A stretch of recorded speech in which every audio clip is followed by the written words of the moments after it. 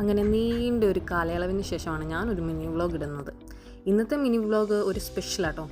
വേറൊന്നുമല്ല, ഒരു സ്റ്റേക്കേഷന് പോയ ഒരു കഥയാണ്. ഞങ്ങളുടെ തൊട്ടടുത്ത്, അതായത് വീടിന് തൊട്ടടുത്ത് ഒരു 6 മിനിറ്റ് ഉണ്ടായിരുന്നുള്ളൂ ഈ സ്റ്റേക്കേഷനിലോട്ട് പോകാൻ.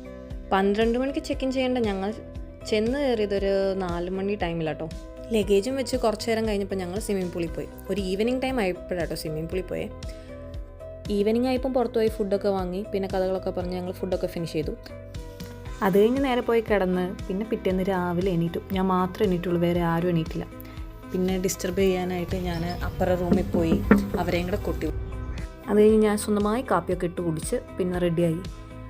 പിന്നെതാ ടാറ്റയും ബൈ ബൈയും പറഞ്ഞ് ഞങ്ങൾ ഇറങ്ങി. എന്തിനാ നിന്നേന്നോ എന്തിനാ വന്നേന്നോ എങ്ങോട്ടാ പോയെന്നോ ഒന്നും അറിയാതെ പെട്ടെന്നൊരു സ്റ്റേക്കേഷനായിരുന്നു. ഇത് നമ്മുടെ ഷാർജ അൽക്കാസ്മയിലാണ്, മറബല്ല എന്ന് പറഞ്ഞൊരു റിസോർട്ടാണ്. ഇതൊക്കെയല്ലേ വരുന്നതെന്ന് ചെക്ക് ചെയ്ത് നോക്കിക്കോ.